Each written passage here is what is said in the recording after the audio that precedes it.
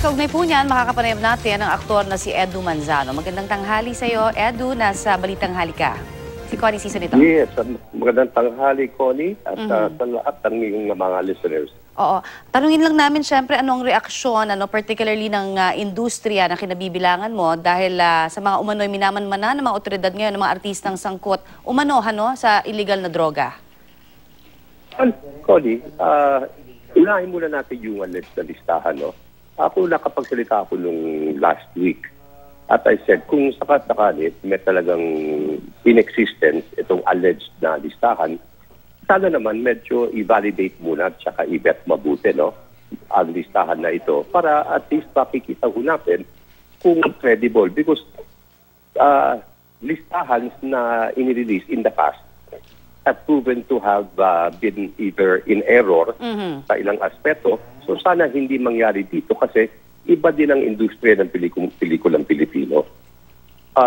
As you know, malaki ang impluensya ng industriya sa mga kabataan for one.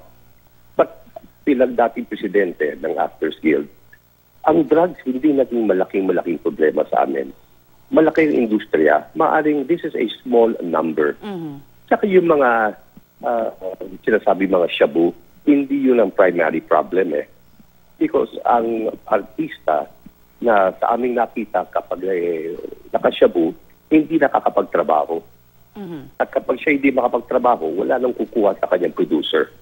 Okay, so may mga sinasabi rin kasi, Edu, na parang hindi naman talaga nila lahat, pero may iba na kinakailangan daw dahil puyatan, long hours, at minsan gumagamit talaga. What is your reaction on this?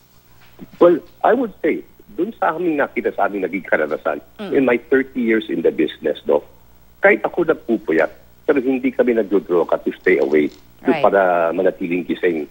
Kasi it will alter your performance At makikita ng mga direktor yung performance. But hindi ko naman sinasabi na wala sigurong mga nag-i-indulge in yung sinasabing mga any form of substance abuse. Kasi may mga nasa-substance abuse talaga dyan. But it should not be limited lamang. Kasi minsan, yung pag hindi antok sa antok, anong unang-unang iniinom? Ionamine. Yung diet pills. Right. So ito, go ahead. It's not just drugs. Meron din sinasabing substance abuse. Tapos yung iba dyan, kapag galing sa taping, pag uwi sa umaga, 3, 4 na oras na ang tulog, tatawagin ulit. Sila naman ngayon, mag-sleep aids. Alright, nabanggit na rin nga kanina talaga na hindi mo na naman talaga daw ilalabas. Pero sila ay kumbaga mangre-raid na lamang at mabubulaga na lamang tayong lahat. Ano naman ang reaksyon mo doon, una? At pangalawa, meron na ba kayong binubuo, halimbawa, ng mga batikang aktor, like si Robin Padilla is also very vocal on this, na sana wag naman ding basta-basta tulad mo na nakikiusap sa kanila. Meron ba kayong binubuong grupo para makipag-usap, halimbawa, sa PIDEA on this? Well, Connie, napakinggan na natin yung marching orders ni Presidente Digong,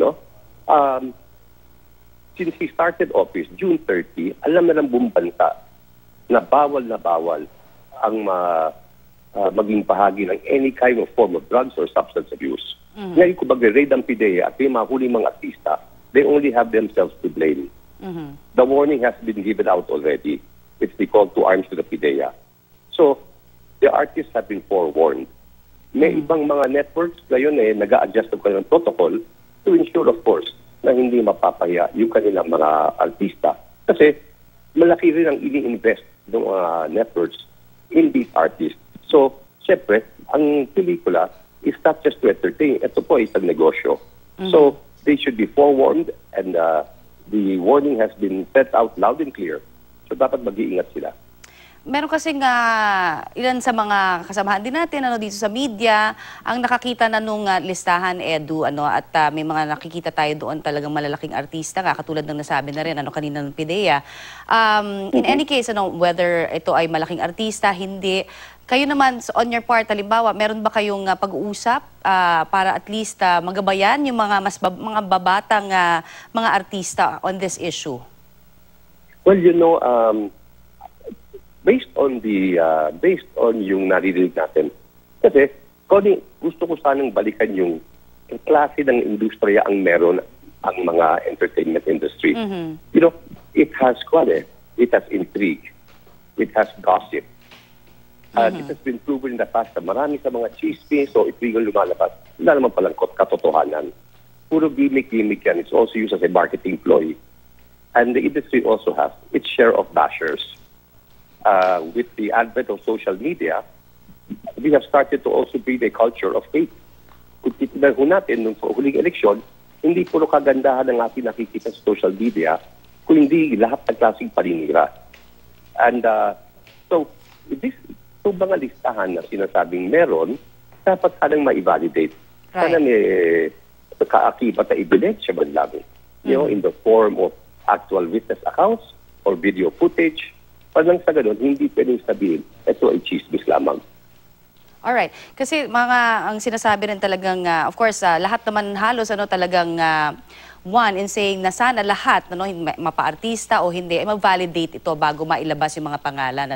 Dahil lalong-lalo na sa industriya ninyo, maaaring mawalan din ng trabaho, unang-una, at mga endorsements, kung talagang may mga endorsements pa ito. So, ang pinag-uusapan siguro talaga, Edu, dito yung hindi lang basta-basta dahil artista, or dahil ordinaryong tao, kundi pangkalahatan. Do you agree on that? Yes.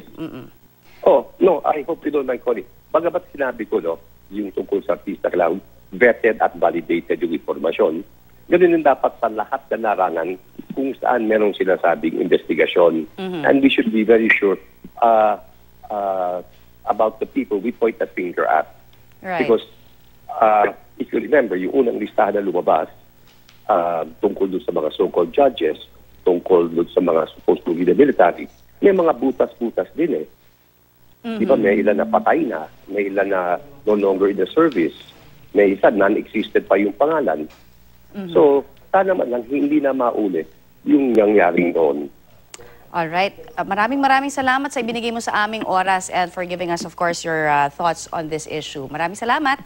Thank you, Connie, and good morning. Yan po naman si Mr. Edu Manzano.